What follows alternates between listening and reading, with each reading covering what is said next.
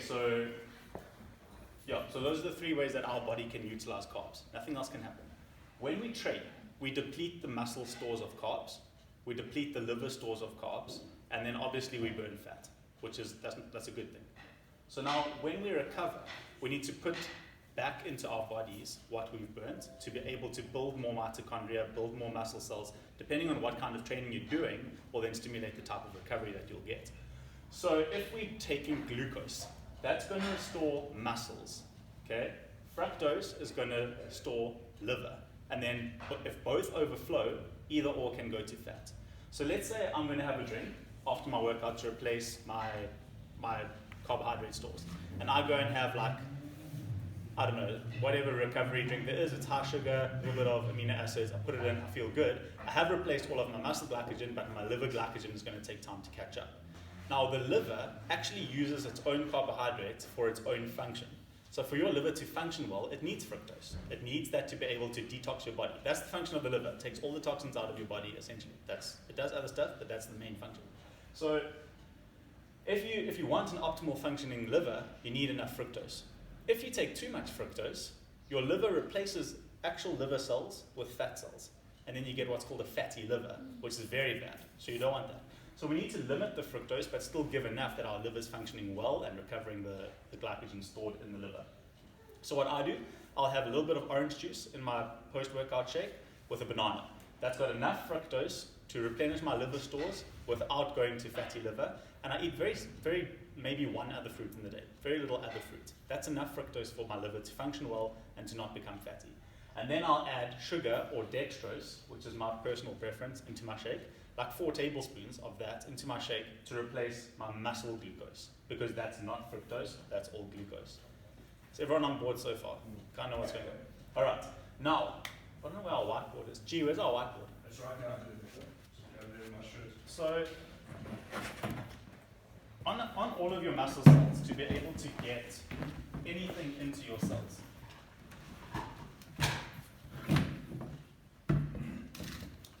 so let's say, this is not how it looks, but let's say we've got a muscle cell. Okay, inside the muscle cell, we have water. And let's say this is the blood supply going to the muscle cells. Inside the blood supply, we also have water. So when we eat something or drink something like our post-workout shake, it goes into our digestive tract and is absorbed into our blood. So everything or all of your nutrition is in the blood and it needs to get into the muscle. Now how does this happen?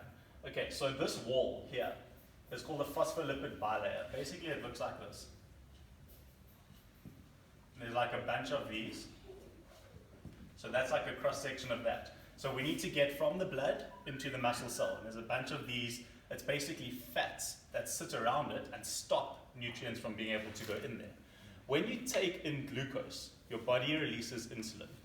Insulin then basically makes a pathway between here that you can get from the blood into the muscle cell up here. Does everyone understand that? There's no way for your body to absorb nutrients without it, at least the carbohydrate nutrients, to get into the cell. So for our muscle cells to recover, we need insulin. We need that glucose spike. That's why you need to put sugar into your shake.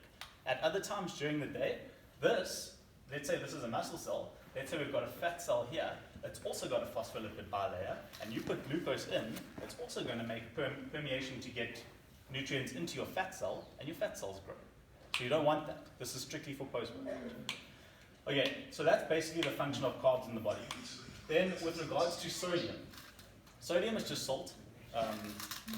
We need it to function. You can't live without sodium, you'll die without it. And what sodium does is it draws water to itself. So let's say I eat sodium, salt goes into the blood here, okay? That's just elemental salt. Now what happens is water will follow it. So more water is going to go into this vein where the sodium is. And that's going to increase the pressure in there because now there's something filling it, it's more full, there's more pressure. That's what a raised blood pressure is. So eating a lot of sodium can raise your blood pressure, but sodium will also pull water into the muscle. So if I can get sodium into the muscle cell, then I'm going to pull water. And with water is going to follow all your things like your proteins, your vitamins, your micronutrients like zinc, magnesium, that all follows water. So another important thing is to get water into your muscle cell. So when you exercise, basically your muscle cells become very sensitive to anything that you put into it. So now I'm going to give sodium. Sodium crosses into the muscle cell. It doesn't need a transporter. It crosses passively. And then it's going to draw water with that. And with that, a whole bunch of nutrients go with you to the muscle. And you're going to recover a whole lot faster. So you've got to add some salt. Just salt. I've got a grinder. I put 5 grinds into my post-workout shake. If you are a fine salt kind of person, half a teaspoon. All right, so that's salt and glucose. Then we've got protein.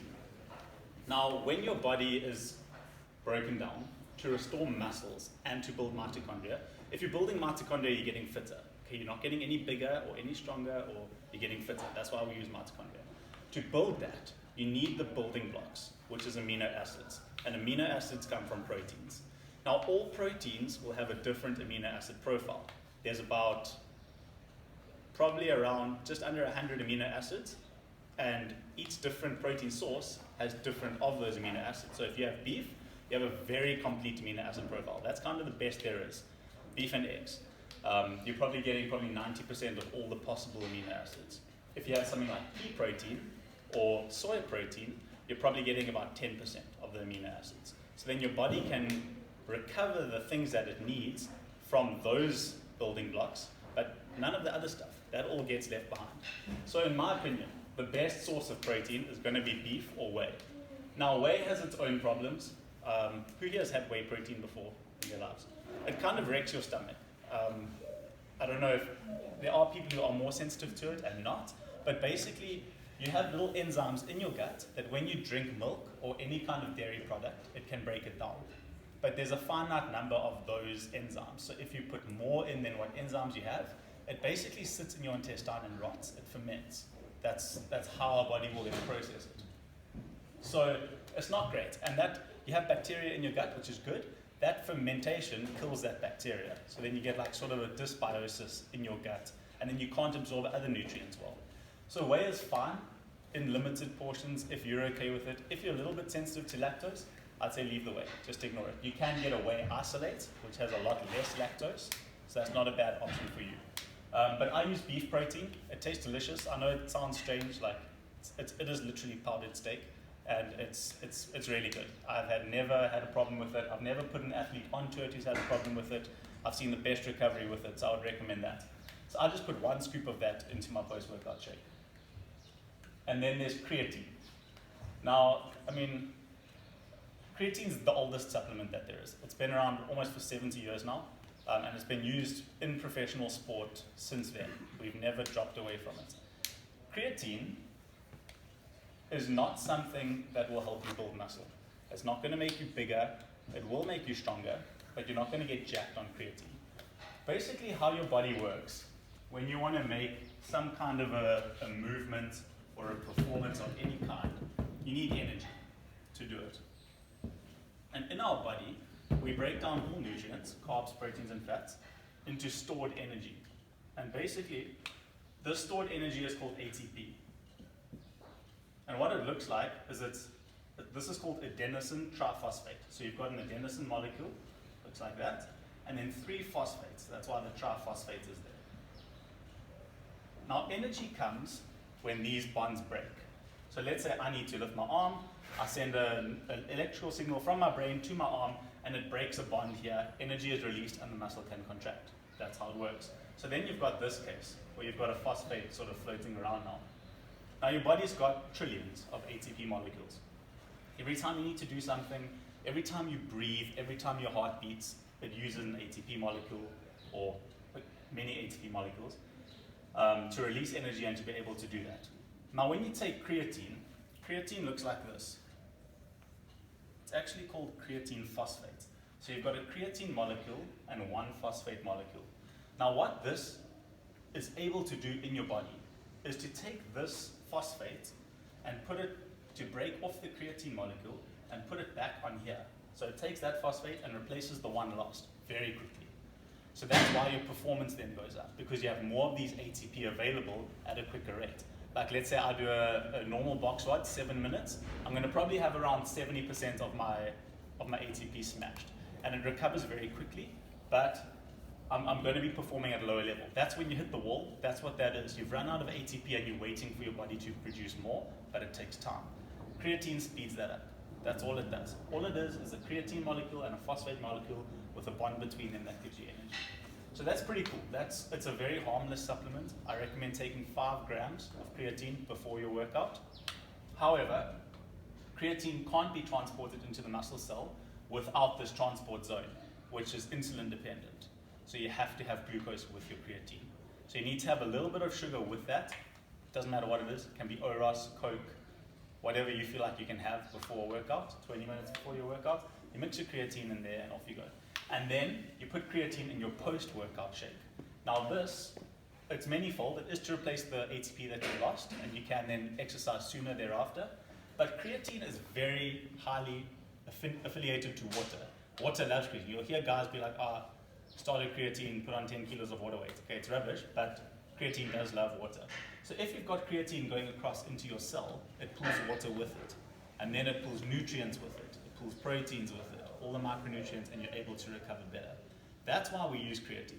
Not to build muscle or any kind of, you will inevitably build muscle. If you're on a strength program, you're going to be able to lift more because you're going to have more ATP in your muscle cells. Does that make sense? So yes, you're getting stronger. You are going to build muscle, but that's because of the type of training you're doing, not the creatine. You use creatine for running. That's awesome because you're going to have more ATP. You're going to be able to get your leg muscles firing again more quickly, more often. Does that make sense? Any questions so far? Maybe just the type of creatine you get. So there's 4 types of creatine. Loading. Yeah. Yeah. Loading phase. Okay, so that's the monohydrate. That was the first creatine ever made and still the best. Initially, when they released this product to the market, they said you need a 5-day loading phase where you drink basically 10 times the dose that you would normally take for 5 days, and then you get a good sort of store in your body, and then from there you can just take it once a day. That's recently been debunked. There's been no proof that that helps as opposed to just taking it once a day, or in my opinion, you need it twice a day because you need a little bit before and a little bit after your workout. But essentially, it's still around your workout. So I sort of count that as once a day. You had a question? Exactly the same question. Okay. I just wanted between the hydrochloride and the Yeah. monohydrate. So then you get hydrochloride and you get a Cre-alkaline. There's another one, but it's not often used. So if you're a non-responder to monohydrate, you take this and you're like, I literally feel nothing. Try the Cre-alkaline. Just ignore the hydrochloride creatine. It's useless. It really does. Basically what it does is it takes away the need for the transporter, or it doesn't respond to the same transporter, so very, very little of it gets across to your muscle cell. So if you've got hydrochloride creatine, bin it. Like I won some recently at Battle of the Beasts. Garth and I did that competition, and I was like, sweet, who wants mine? There. And of course, oaks are like me because it's free supplements, but it's really useless. Okay, any other questions? Yes. With regards to the protein, you said that you get 90% from the beef protein, but only 10% from the pea protein. Yes. So what would you suggest for someone that's a vegetarian? I would recommend that they don't be a vegetarian. That would be my first. Vendors said I was going to say. However, there are unfortunately some amazing athletes who are vegetarians, who are vegans. So it's not to say that you have to have it. I would recommend a mixture of different types of plant protein sources. So you've got pea, you've got soy, there's rice protein now. So basically all of those will have different amino acids building them up, or what makes them. So if you combine as many as you can, you'll get as close to a complete amino acid profile that you would be getting from your beef or from your whey. You also get egg protein, which is pretty cool. It is probably double the price of whey, but it's also very nicely absorbed. It's a full amino acid profile, and it tastes a little bit nicer than beef. So if you want to go that way, we've got a couple of guys at the box who are allergic to eggs. I don't feel good when I drink it. I'm not allergic to it, I just feel nah if I drink it. So I don't really put that on my athletes. My athletes are always on the beef protein. So it's not the nicest thing. Like it tastes like chocolate and Bovril. That's kind of what it tastes like. So you gotta like take this for what it is. This is gonna get you to be a better athlete. It's not gonna be a Kauai smoothie. Okay, so basically the recipe: 300 ml orange juice, 1 banana. We've got our fructose. 3 spoons of, I use dextrose. You can just use normal table sugar. Dextrose is more quickly absorbed into your body and releases more insulin in your body. So you get a lot more of these transporters getting the carbohydrates across the muscle membrane into your cell. So I do 300 ml orange juice, 1 banana, 3 tablespoons of dextrose, 5 grams of salt, or half a teaspoon of salt if you're a fine salt kind of person. Protein. You don't need a lot of protein. I can't stress this enough. I want you to buy a tub of protein and it lasts you, a small tub must last you the month. It's not about getting tons of protein. Protein is about your diet. You do need to eat enough protein in the day. Post-workout, it's just not that important. Really, it's not. So I put 1 scoop of protein. I'm 100 kilograms. So if you're a sort of 50 to 60 kilogram person, you need half a scoop. It's enough. You really don't need more than that. And then I put 5 grams of creatine in my post-workout shake. Any questions? Will that I was recipe? here for most of Ben's talk, so I was saying to Doran, but what you must just realize is that the sugar is good for you, but you need to make sure that it's around the times that Ben told about, and that you are getting into your diet at those specific times. And you need to look out for bad sugars, right? Those waters and sodas and fruit juices and all those things that you just pile in. Oh, thirsty, you just grab a fruit juice or another fruit juice or another one. That's then now in excess of the sugar intake that you should be getting. Right? And then just for the girls, for the ladies in class, I have a lot of ladies or the female athletes who come to me and say, am I going to get bigger? Am I going to get fatter? Taking in this much sugar, basically added to your diet. I'm not taking anything out of your diet. I'm just adding this sort of 600 calorie shake of sugars to your day. I've had 3 female athletes now come to me for advice on recovery and performance. All 3 have lost 2 kilograms since I put them on this.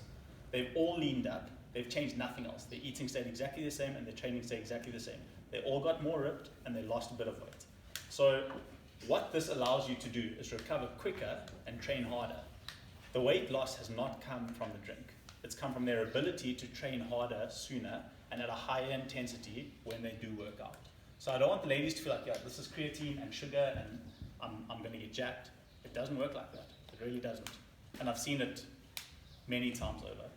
Just with the 3 girls who I've got at the moment, they've all improved performance. They've all gotten leaner. They feel better. It's also about, you feel pretty good after you drink this. You really do. It's almost like euphoric.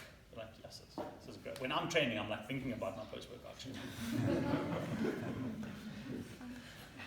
Any other questions? Can you replace the protein just with a raw egg or something like that in the shake? Or? You can. So basically what happens with the raw eggs is you've got your egg yolk, which is a high-fat thing. It contains a lot of fat. And that binds to the glucose molecules. And it makes the absorption of the glucose from your gut into your blood a little bit slower. I don't know if you've heard about adding fats or adding proteins to your meal to bring down the GI. Maybe you guys have heard about that. That's the theory behind it. It does slow your absorption. So I would prefer, if you were wanting to do that, get an egg protein, which is made completely from egg whites. What about the collagen powder? Collagen's good. It's the same thing as beef protein. It's made from beef. It is a lot more expensive, but if that's something that you like, it's very good for your skin, nails, hair, immune system, tasteless. So if you would prefer to do that, that's cool. Yeah. You're wanting to get about 10 to 15 grams of protein in, so whatever the spoons is, that'll give you that. For the guys, you're wanting to get more, around 30. So if you're a guy, don't do collagen, you're gonna spend a lot of money. Go beef. Suck up the taste, go beef. It's way better. Any other questions?